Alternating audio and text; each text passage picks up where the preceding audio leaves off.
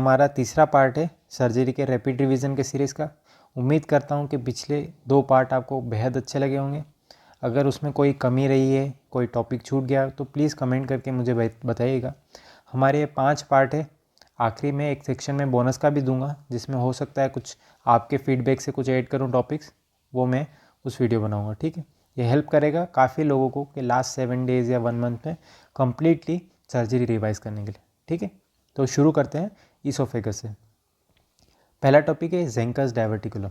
ठीक है, पूछा जाता है इसमें किलियंस ट्रायंगल पूछ सकते हैं आपसे, या फिर किन मसल्स के बीच में किलियंस ट्रायंगल बनता है ये पूछ सकते हैं, थायरोफेरेंजस एंड क्रिकोफेरेंजस। ओके, ठीक है। सर्जरी के लिए जो प्रोसीजर है डॉलमेन प्रोसीजर, ये भी एक बार पूछ रखा है। ओके, नाम याद रखना है, डॉलमेन प्रोसीजर। ठीक है, GARD की बात करें हम तो इंट्रा एब्डोमिनल ईसोफेगस की जब लेंथ 2 सेंटीमीटर से कम हो जाती है तो ज़्यादा रिस्क होता है। ठीक है, और प्रेशर 6 mm से कम हो जाता है। Investigation of choice is endoscopy and gold standard is 24 hour pH monitoring. ठीक है, ये याद रखना है, मोस्ट इंपॉर्टेंट है। ओके, सर्जरी के लिए फंडोप्लाइकेशन करते हैं ताकि इंट्रा एब्डोमिनल लेंथ जो है वो हम बढ़ा सकें। ठीक है, मिनिमम 3 सेंटीमीटर हमें रखनी रहती है। ठीक है, डायफ्राम के क्रूरा जो है उसको टाइटन करते हैं। ठीक है, और फंडस को रैप कर सकते हैं ईसोफेगस कह रहा हूँ। ठीक है, इसको हम अगर कंप्लीट रैप करते तो निसंस फंडोप्लाइकेशन कहते हैं, 360 डिग्री रैप। ओके, ये क्वेश्चन पूछा गया है। पार्शल रैप करते तो उनके अलग अलग नाम है, डोर, टॉपेट, बेल्सी, मार्क। अभी तक पूछा नहीं गया पर याद रखना है। ठीक है, कॉम्प्लिकेशन क्या हो सकते हैं, बेरेट ईसोफेगस मोस्ट इंपॉर्टेंट। आपसे ये पूछेंगे कि स्क्वेमस से कॉलमनर कन्वर्ट हो रहा है, कन्फ्यूज नहीं करेंगे कॉलमनर से तो ईसोफेगस में स्क्वेमस एपिथेलियल मिलती है जो कि कॉलमनर में चेंज होती है। ठीक है, सिएटल प्रोसीजर प्रोटोकॉल मैनेजमेंट के लिए यूज़ होता है बेरेट ईसोफेगस के लिए। ओके, प्रीवियस ईयर की बात करें तो cervical portion of oesophagus is most susceptible to iatrogenic oesophageal perforation. ठीक है, PYQ है, शायद एम्स में आ चुका है। ईसोफेगस कैंसर की बात करें 2 तरह के होते हैं, स्क्वेमस, एडिनो। ठीक है, स्क्वेमस इंडिया में मिलेगा और साइट मिडिल 1/3 है। ओके, एडिनो वेस्टर्न में मिलेगा और साइट लोअर 1/3 है। Site is most important. ठीक है, बेरियम सोलो आप सभी को पता है, रेल टेल अपीयरेंस मिलेगा। ठीक है, सेट्सकी रिंग बिनाइन कंडीशन है, म्यूकोसल रिंग है। ओके, ये याद रखना है, और हाइटस हर्निया के साथ एसोसिएटेड होती है। ठीक है, पूछा नहीं है। स्पॉन्टेनियस ईसोफेजियल परफोरेशन, इसको हम बोरहेव सिंड्रोम भी बोलते हैं। ठीक है, ये पूछ रखा है शायद। इसमें ट्रायड मिलता है जिसमें retching, chest pain and subcutaneous emphysema होगा। ठीक है, ये ध्यान रखना है, Mackler's triad. Okay, in spontaneous oesophageal perforation. ठीक है, अगर याद नहीं रह रहा स्क्रीनशॉट ले लीजिएगा। ठीक है, अचलेजिया कार्डिया की बात करें तो लोअर ईसोफेजियल स्फिंक्टर रिलैक्स होने से फेलियर का है। ठीक है, लिक्विड का डिस्फेजिया ज़्यादा होगा सॉलिड के कंपैरिजन। बेरियम सोलो में bird peak appearance most important. Gold standard manometry पूछ रखा है। ठीक है, इसका टाइप 3 शायद पूछ रखा है, जिसको स्पास्टिक एक्लेजिया बोलते हैं। ठीक है, सर्जिकल मैनेजमेंट, इसके टाइप से याद नहीं रखना आपको, बस टाइप 3 का नाम याद रख लेना, स्पास्टिक एक्लेजिया, जिसमें प्रेशर बढ़ जाता है। ठीक है, सर्जिकल मैनेजमेंट में हेलर स्पायटोमी पूछ रखा है। ठीक है, मसल्स कहाँ से इंसाइज करना है, 2 सेंटीमीटर अबाव 1 सेंटीमीटर बिलो जी जंक्शन। ओके, और पोएम का फुल फॉर्म याद करना है, पर ओरल एंडोस्कोपिक मायोटोमी। ठीक है, अब आते हैं डिफ्यूज ईसोफेजियल स्पाज्म। इसमें कॉर्क स्क्रू अपीयरेंस याद रखना है। अगर किसी भी क्लिनिकल में कॉर्क स्क्रू अपीयरेंस आता है तो आपको डिफ्यूज ईसोफेजियल स्पाज्म क्लिक करना है। ठीक है, फेलाइन ईसोफेगस, इसमें आपको ये याद रखना है, ईसोनोफिलिक ईसोफेजाइटिस। ठीक है, और रिंग ईसोफेगस स्टेकम म्यूकोसा। ठीक है, ऐसे रिंग टाइप दिखेगी। ठीक है, ईसोफेगस में अंदर से वो टिपिकल अपीयरेंस होता है फेलाइन। ठीक है, अभी इन्फेक्शन की बात करें तो ये आपसे पूछा जाएगा। ठीक है, इनमें आपको कंफ्यूज हमेशा इनके अपीयरेंस में देगा। ठीक है, कैंडिडास में तो आपको मिलेगा कि ओरल थ्रस्ट प्रेजेंट है, वाइट है थोड़ा सा। ठीक है, शेगर डिपोजिशन है, वर्म लाइक अल्सर। ठीक है, साइटोमेगालोवायरस में सर्पेंजिनस एंड जोग्राफिकल अल्सर। ठीक है, और पोस्ट ट्रांसप्लांट की कोई हिस्ट्री होगी, ग्राफ वर्सेस हॉर्स डिजीज या। ठीक, हर्पीस में हर्पीस लेबियलिस के साथ एसोसिएटेड होता है। ठीक है, उसके लीजन्स होंगे उसके लिप्स में भी। अगर और स्मॉल अल्सर रेज्ड मार्जिन, ये याद रखना है इसका, ठीक है। इन तीनों के आप फ़ोटो देख सकते हैं, ठीक है। कभी डायरेक्ट फ़ोटो देख के भी आपका इस कैंडिडा तो सिंप्लीफाइड हो जाएगा कि वाइट अपीयरेंस दिख रहा है। इन दोनों का एक बार देख सकते हो, CMV और हर्पीस का, ओके।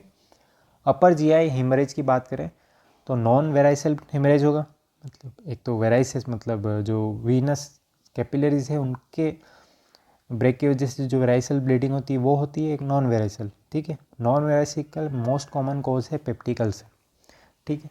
और स्ट्रेस गैस्ट्राइटिस भी होगा, ये नाम याद रखना है आपको, है ना। Curling ulcer in burn and Cushing ulcer in head injury, okay, ये कन्फ्यूजन कर सकते हैं। मेलरी वीज टीयर, लॉन्गिट्यूडनल टीयर है म्यूकोसा में, एल्कोहल्स में दिखेगा आफ्टर फोर्सफुल वॉमिटिंग, ठीक है, एल्कोहलिक्स में, ठीक है। Gastric antral vascular ectasia auto immune disorder के साथ एसोसिएटेड होता है, वाटरमेलन स्टमक दिखेगा, ठीक है। ये कुछ कुछ की पॉइंट हमेशा याद रखना है, ये की पॉइंट ही आपको क्लिनिकल में बताएंगे कि इसका आंसर क्या है, ठीक है। जैसे वाटरमेलन स्टमक, पूरे में कहीं भी उसने लिख लिया वाटरमेलन स्टमक तो आपको गेव क्लिक करना है, ठीक है। तो हमेशा ये चीज़ याद रखनी है, पूरे हिस्ट्री से आप कोई अंदाज़ा नहीं लगा सकते अगर एंट्रेंस एग्जाम क्लियर करनी है ना, ठीक है। मेंटियस डिजीज, हाइपरट्रोफी और gastric mucosal fold mediated by TGF alpha, ठीक है। मैं हाईलाइट करते जा रहा हूँ क्या क्या इंपॉर्टेंट है, ठीक है। अब वेराइसल की बात करते हैं तो पोर्टल हाइपरटेंशन में ही वेराइसल ब्लीड मिलती है, और पोर्टल हाइपरटेंशन 10 mm से ज़्यादा हो जाए तो पोर्टल हाइपरटेंशन, 12 से हो जाएगा तो वेराइसिस स्टार्ट करने लग जाएंगे ब्लीड, ठीक है। मैनेजमेंट क्या है, ABC रिससिटेशन, ऑक्ट्रोटाइड स्टार्ट करते हैं, एक क्वेश्चन पूछा है कौन सी ड्रग स्टार्ट करते हैं, ठीक है। और इंडोस्कोपिक बेंड लाइगेशन करते हैं, और फिर स्क्लेरोथेरेपी की, जहाँ से ब्लीड हो रही है वहाँ पे स्क्लेरोथेरेपी करते हैं, ठीक है। बलून टेम्पेनाइट भी यूज़ करते हैं, और इन दोनों के फ़ोटो आ सकते हैं। सेंगस्टेकन ब्लैकमोर ट्यूब जिसमें 3 लुमेन है, मिनी सोडा ट्यूब जिसमें 4 लुमेन है, ठीक है। आगे से देख लेना आप कि जिसमें 3 ऐसे हैं, जिसमें 3 है वो सेंगस्टन होगा, जिसमें 4 है एक और आ गया तो वो मिनी सोटा होगा, ठीक है। फ़ोटो में आपको डिफ्रेंशिएट करने के लिए पूछ सकता है, अगर नहीं हो तो अभी इन्हें सर्च करके इनके फ़ोटो का स्क्रीनशॉट ले लीजिए, ठीक है। टिप्स का फुल फॉर्म पूछ सकते हैं, ट्रांसजुगुलर इंट्राहेपेटिक पोर्टो सिस्टमिक शंट, जो कि हम वेराइसल ब्लीड की सर्जरी में करते हैं, ठीक है। ये हमारा कंप्लीट हुआ इसोफेगस। अब आप आते हैं स्टमक में, ठीक है। इडियोपैथिक हाइपरट्रोफिक पायलोरिक स्टेनोसिस, हमने पीडियाट्रिक्स में इसको अच्छे से समझा रखा है, ठीक है। क्वेश्चन मार्क की क्वेरी है कि इरेथ्रोमाइसिन इंटेक की वजह से भी होता है during pregnancy, okay. Non bilious vomiting most important, ठीक है।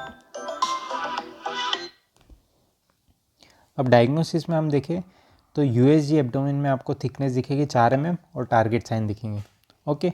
और एक्सरे में आपको दिखेगा सिंगल बबल साइन, कॉन्ट्रास्ट में स्ट्रिंग साइन, और ये इंपॉर्टेंट है hypochloraemic hypokalaemic metabolic alkalosis, okay, ठीक है। सर्जरी के लिए रेमस्टेड पाइलेरोमायोटोमी, ओके।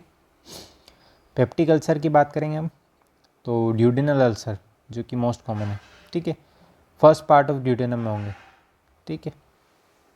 और 90% जो एसोसिएशन है वो H पाइलोरी के थ्रू है, ठीक है। कॉम्प्लिकेशन की बात करें हम तो पोस्टीरियर अल्सर का कॉम्प्लिकेशन है ब्लीडिंग, ठीक है। अगर ब्लीडिंग हुई है वो कौन सी आर्टरी से होगी, गैस्ट्रोड्यूडेनल आर्टरी से होगी, ठीक है। ग्राहम पेच रिपेयर इसके लिए पूछ रखा है शायद, ग्राहम पेच रिपेयर, ओके। ओमेंटल का रिपेयर जो है वो।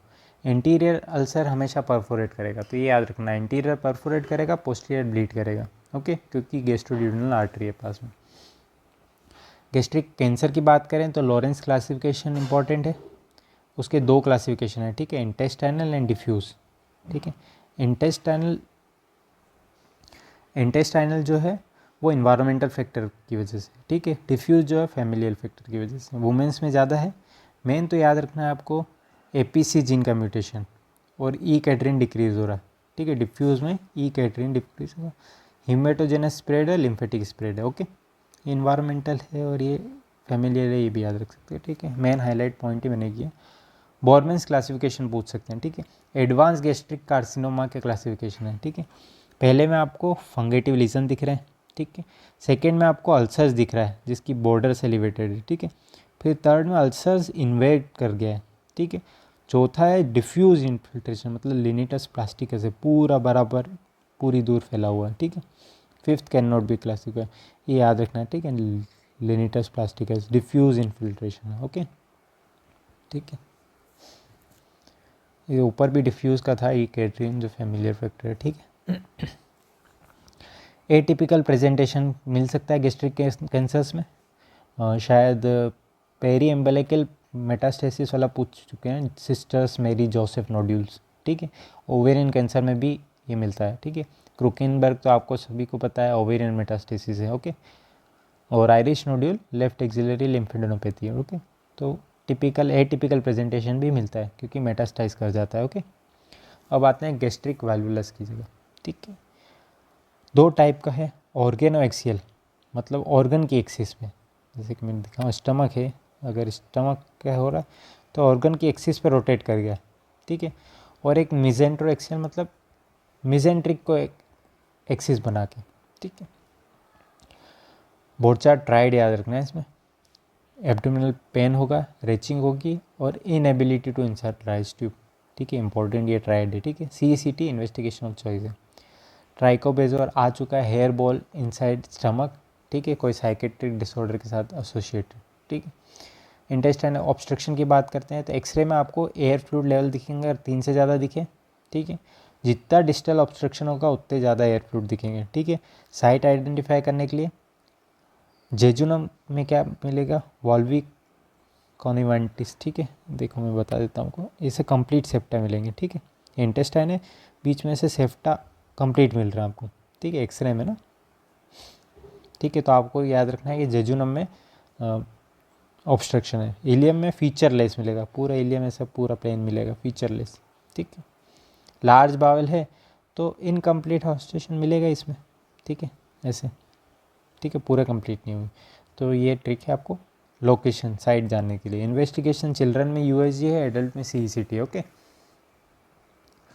मैनेजमेंट की बात करेंगे तो नील पल oral IV fluid nasogastric tube और बावल डिस्क कंप्रेशन करना है।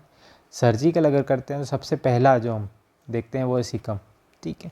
इससे पता चलेगी हमको कि लार्ज बॉल है, स्मॉल बॉल ऑब्स्ट्रक्शन है, ठीक है। अगर कोलैप्स्ड है तो स्मॉल बॉल है, डिस्टेंडेड है तो लार्ज बॉल है, ठीक है, पता होनी चाहिए। जैसे कि ये लार्ज बॉल है, यहाँ पे ऑब्स्ट्रक्शन हो रहा है तो सारा सिकम जो है वो बड़ा हो जाएगा, ठीक है।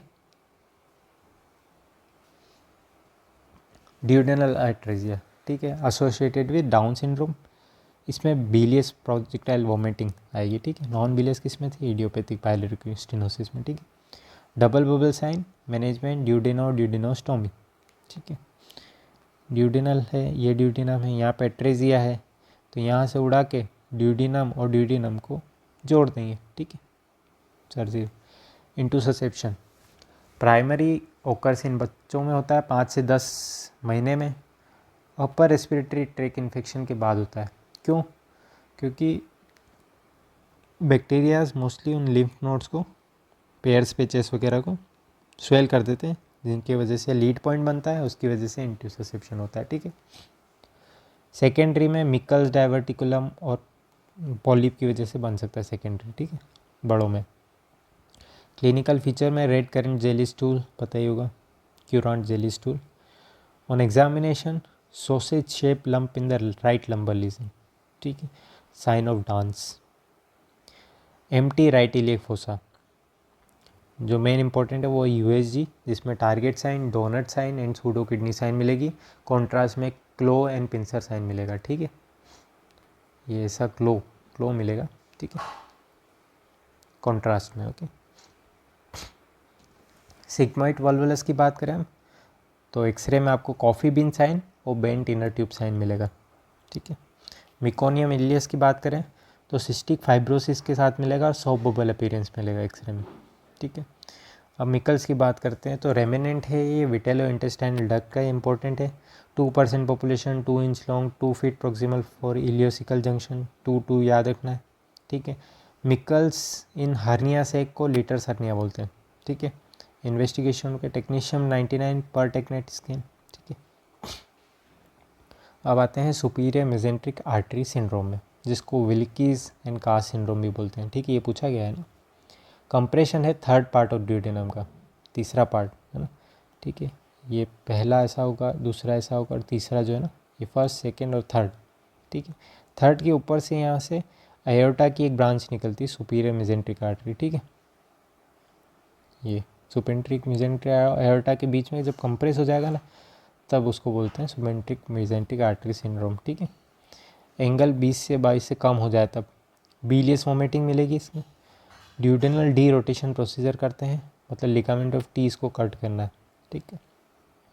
हिर्शस्प्रंग डिजीज़, कंजेनाइटल मेगाकोलोन, बहुत बार सुन रखा होगा कि एब्सेंस है गैंग्लियन सेल का, ठीक है, बोथ मीजनस एंड ऑर्बिक प्लेक्सेस में, ठीक है। डिजिटल रेक्टल एग्जामिनेशन में चाइल्ड पासिस मिकोनियम निकलेगा, ठीक है। डायग्नोसिस हम रेक्टल बायोप्सी से ही करेंगे, ठीक है। पैरालिटिक इलियस मतलब एडायनेमिक ऑब्स्ट्रक्शन है, कोई ऑब्स्ट्रक्शन नहीं है पर वो मोशन करना ही बंद कर दिया, ठीक है। पेरिस्टालसिस ही नहीं हो रही, मोस्टली पोस्ट ऑपरेटिव होता है, ठीक है। First to recover small intestine, last to recover is colon, ये पूछा गया है। Pain is not a feature of paralytical ileus, okay, ठीक है। अब बात करते हैं इलियोस्टोमी कोलियोस्टोमी की, ठीक है, मतलब ओपनिंग बनाना, इलियम डायरेक्ट एब्डोमेन पर ओपन करना, ठीक है। हायर आउटपुट आएगा। अब स्मॉल इंटेस्टाइन है, उसमें तो काफ़ी अनडाइजेस्टेड फूड है, लिक्विड जैसा है, तो मोर फ्लूइड इलेक्ट्रोलाइट इनमें, जिसके कारण स्किन एक्सकोर्शन होगा, ठीक है। कोलोस्टोमी में हम सिर्फ ट्रांसवर्स और सिग्मोइड का कर सकते हैं, क्योंकि वही मोबाइल पार्ट है, बाकी तो सब मेजेंट्री से कनेक्टेड है, ठीक है। ट्रांसवर्स और सिग्मोइड का, ठीक है। और इसमें डाइजेस्टेड आएगा, हार्ड थिक आएगा, ठीक है, इसमें इतना दिक्कत नहीं आएगा, ठीक है। शॉर्ट बाउल सिंड्रोम, 200 सेंटीमीटर से कम स्मॉल इंटेस्टाइन होगी तो शॉर्ट बाउल, ठीक है, या तो सर्जरी के कारण शॉर्ट बाउल हुआ, ठीक है, या और कोई रीज़न से। मैनेजमेंट क्या है, टेग्लूटाइड एंड लोप्रामाइड, जो कि स्लो करेंगे आपकी प्रोसेस को पेरिस्टाल्सिस, जिसके कारण एब्जॉर्प्शन बढ़ेगा, ठीक है। बाइकी प्रोसीजर और स्टेप प्रोसीजर याद रखना, ठीक है। बाइकी में आपको क्या लॉन्गिट्यूडनल कट दिया और फिर उन दोनों को एक के आगे एक जोड़ दिया ताकि लंबा रास्ता हो गया, ठीक है। स्टेप में क्या करा, साइड में स्टेपलर कर दिया ताकि वो मोशन में जिगजैग पैटर्न में जब जाएगा ना स्लो हो जाएगा, ठीक है। इन्फ्लामेटरी बाउल डिजीज़, क्रोन्स और अल्सरेटिव, मोस्टली हम मेडिसिन में डिस्कस करेंगे, यहाँ नहीं करेंगे, पर एक ध्यान रखिए इसमें स्कीप लीजन नहीं होता है, इसमें स्कीप लीजन्स होते हैं, ठीक है। स्ट्रिंग साइन ऑफ कंटोर, ठीक है, और स्टूल काल प्रोटेक्टिव मार्कर्स ऑफ क्रोन्स है, ठीक है। इसको हम डिफाइन करेंगे पूरा मेडिसिन में, ठीक है। बाउल्स टीबी, इसमें अल्सरेटिव टीबी हो सकता है और हाइपरप्लास्टिक टीबी हो सकता है। जिसका इम्यून सिस्टम अच्छा है ना, उसको हाइपरप्लास्टिक टीबी दिखेगा, ठीक है, mass in right iliac fossa. जिसका वीक है उसको अल्सरेटिव टीबी दिखेगा, ठीक है। Horizontal cause stricture lead to bowel obstruction, सबसे मोस्ट इंपॉर्टेंट तो ये याद रखना आपको, ठीक है। गूज नेक डिफॉर्मिटी टीबी में मिलेगी, ओके। अब बात करते हैं एक्यूट मेजेंट्रिक इस्चीमिया के ऊपर, ठीक है। Sign are out of proportion of the symptom, ठीक है। Patient having severe abdominal pain, पर abdominal can be soft and non tender, ठीक है। If abdominal guarding present, pain absent, ठीक है, ऐसा हो सकता है। मतलब साइन जो है वो आउट ऑफ प्रोपोर्शन है सिम्टम्स के, ठीक है। फीचर्स क्या मिल सकते हैं, एफ मिल सकता है, पल्स रेट और इंक्रीज बाउल साउंड मिल सकता है, ठीक है। रेक्टम एंड एनाल कैनाल की बात करते हैं। Most common position for examination is Sims and left lateral, ठीक है। रेक्टल प्रोलेप्स की बात करें हम तो पार्शियल थिकनेस होता है और फुल थिकनेस होता है। पार्शियल थिकनेस में म्यूकोसा ही प्रोलेप्स हो रही है, ठीक है, सिर्फ म्यूकोसा। बच्चों में होता है और डायरिया के बाद होता है। पहला एपिसोड है तो उसको डिजिटली रिपोजिशन करना है, कुछ नहीं करना है, ठीक है। बार बार होता है तो स्क्लेरोथेरेपी और थर्श वायरिंग करना है, ठीक है। फुल थिकनेस में सारी लेयर बाहर है प्रोलेप्स, ओके। अब मैनेजमेंट की बात करें तो ये पूछ रखा है ना, पेरिनियल और एब्डोमिनल अप्रोच कौन कौन सी है, ठीक है। ईजी टू परफॉर्म है पेरिनियल, हाई रिकरेंस रेट है, एल्डरली में करना है, ठीक है। एब्डोमिनल हम यंग में करते हैं, लीस्ट रिकरेंस और टेक्निकली डिमांडिंग है। थर्श वायरिंग पेरिनियल अप्रोच है। वेल्स एंड रिप्स्टिन रेट्रोपेक्सी जो है वो एब्डोमिनल अप्रोच है, ठीक है, नाम याद रखना है। सर्जरी के बाद कॉन्स्टिपेशन और इम्पोर्टेंसी इसका कॉम्प्लिकेशन है, ठीक है। पाइलोनिडल साइनस की बात करें हम तो जिसको जीप ड्राइवर डिजीज बोलते हैं, हैरी मेंस में मोस्टली मिलेगा, नेटल क्लेफ्ट में मिलेगा, ठीक है। एंटीबॉडी और ड्रेन करना है पास। सर्जरी में रोम्बोइड जैसा कि फ्लैप हम पहले ही बता चुके हैं, ठीक है, रोम्बोइड फ्लैप्स इसमें लगते हैं। हेमोरॉइड्स पाइल्स जिसे बोलते हैं, ब्लीडिंग पर रेक्टम होगा, ठीक है। पैथोलॉजिकल क्या होगा, एनल कुशन की इलास्टिसिटी लॉस होगी, site mostly 3 o'clock 7 o'clock 11 o'clock मिलेगा। एक्सटर्नल इंटरनल में डिफ्रेंशिएट करना है, एक्सटर्नल पेनफुल होगा, ठीक है, डेंटेड लाइन के नीचे से जो पाइल्स आ रहे हैं ना वो पेनफुल होंगे, ब्लू इन कलर होंगे, इंटरनल रेड एंड पर्पल होंगे, ठीक है। ग्रेड्स की बात करें, ग्रेड्स पूछेंगे, ठीक है। फर्स्ट में सिर्फ ब्लीड करते हैं, ठीक है, डोंट प्रोलेप्स। सेकेंड में प्रोलेप्स फिर स्पॉन्टेनियसली रिड्यूस करते हैं, ठीक है। अगर थर्ड में प्रोलेप्स पर आपको रिड्यूस करना पड़ेगा उसको, और चौथे में प्रोलेप्स ही रहेंगे, वो अंदर ही नहीं जाएंगे, ठीक है। ट्रीटमेंट की बात करेंगे तो लाइफस्टाइल चेंजेस एंड बेंडिंग हो सकता है, ठीक है। थर्ड में सर्जरी और फोर्थ में भी सर्जरी कर सकते हैं, ठीक है। प्रोसीजर ऑफ चॉइस कौन से, स्टेपल्ड हेमोरोइडोपेक्सी, ठीक है। एनल फिशर की बात करते हैं तो एनल एपिथेलियम में ब्रीच आ गया, अगर कॉन्स्टिपेशन में ज़्यादा प्रेशर लगा दिया तो एनल की म्यूकोसा में ब्रीच आ गया, ठीक है। पोस्टीरियर मिडलाइन और एंटीरियर मिडलाइन, ठीक है। पोस्टीरियर कब मिलेगा, मोस्टली सीएमए में मिलेगा, और एंटीरियर आपको डिलीवरी के बाद मिलता है, ठीक है, 12 o'clock। पेरिनियल फिस्टुला की बात करें तो कॉजेज आपको याद रखना है, के से ट्रिक बना रखी है, क्रॉन्स, क्रश, कोच, कैंसर, ठीक है। Crohn's, trauma, TB and cancer, ठीक है। और गुडसाल से उधर याद रखना है, ठीक है। एक लाइन है, उसके नीचे से जितने हैं ना वो सभी एक ओपनिंग पे ही हो रहा है, तो 6 o'clock पे ओपन होंगे बाहर के जो भी फिशुला है ना, जबकि उसके ऊपर वाले जो हैं वो डायरेक्टली जहाँ पे फिशुला वहीं पे ओपन हो रहे हैं, ठीक है। ट्रीटमेंट क्या है, अगर हाई फिशुला है और अबव एनोरेक्टल लाइन है तो सेटन ट्रीटमेंट करना है, ठीक है। लो फिशुला है तो फिशुलेक्टोमी करनी है, ठीक है, बिलो एनोरेक्टल रिंग और अबव एनोरेक्टल रिंग, ठीक है।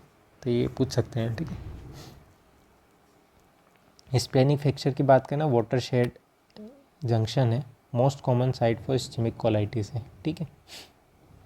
हमाटोमस पॉलिप की बात करते हैं तो सिंगल जुवेनाइल पॉलिप, कोई रिस्क नहीं होता है। Juvenile polyposis syndrome, increase risk of cancer है, SMAD 4 जीन का इन्वॉल्वमेंट है। प्यूर्ट जेकर सिंड्रोम जिसमें रिकरेंट इंड्यूस रिसेप्शन है, मल्टीपल हमाटोमस पॉलिप मिलेंगे, ठीक है, आर्बोराइजिंग पैटर्न के होंगे, ठीक है। काउडेन सिंड्रोम ऑटोसोमल डोमिनेंट है, PTN जीन का म्यूटेशन है, ठीक है, इनमें पॉलिप मिलेंगे 4 से, जिसमें 3 तो सिंड्रोम है, जुवेनाइल पॉलीपोसिस, प्यूर्ट जेकर और काउडेन सिंड्रोम, ठीक है, तीनों याद रखना। Familial adenomatous polyposis coli syndrome autosomal dominant है, APC जीन का म्यूटेशन है, 100 से ज़्यादा एडिनोमेटस पॉलिप कॉलन में मिलेंगे और 100% रिस्क है कोलोरेक्टल कैंसर में, ठीक है। वेरिएंट की बात करें तो गार्डनर सिंड्रोम में मिलते हैं ये, और टर्कट सिंड्रोम में भी मिलते हैं, ठीक है। फीचर्स ऑफ FAP मिलेगा टर्कट सिंड्रोम में, साथ में एक CNS ट्यूमर होगा, ठीक है, ग्लायोब्लास्टोमा मल्टीफॉर्म, ओके, और मेडुलोब्लास्टोमा, ठीक है। FAP का याद रखना है। कोलोरेक्टल कैंसर में अभी तक जो पूछा है वो यही पूछा है कि इसके सीक्वेंस बताओ, पहले म्यूटेशन होगा APC जीन का, फिर KRAS का, फिर DCC का, फिर 53 का, ठीक है। एक बार ये स्क्रीनशॉट लेके रख लेना, कुछ नहीं पूछा, बस सीक्वेंस पूछा है ना इसका, पहले APC का, फिर KRAS का, फिर DCC का, फिर P53 का, ठीक है। रेक्टल कैंसर की बात करें तो अभी तक कुछ नहीं पूछा है, फॉलफॉक्स और फॉलफिरी रेजिम के बारे में पूछ सकते हैं, ठीक है। 5-फ्लोरोयूरेसिल, ऑक्सीप्लेटिनियम, फोलिनिक एसिड, ठीक है, फॉलफिरिन 5-फ्लोरोयूरेसिल, फोलिनिक एसिड, इरिटोनिटिकन, ठीक है। मोस्ट कॉमन साइड इसकी लीवर है, डिस्टेंस मेटासिस, ठीक है।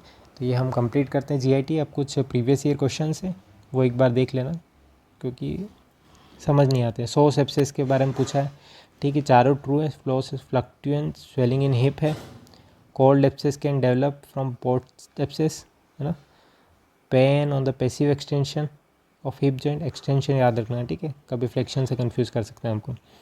It develop more common through haematogenous route in the immune compromise patient and elderly, ठीक है, चारों सही है। गोल ब्लैडर में क्या ट्रू है, तो मीडियन सर्वाइवल इज 6 month, ये सही है, ठीक है, बाकी ये सब गलत है।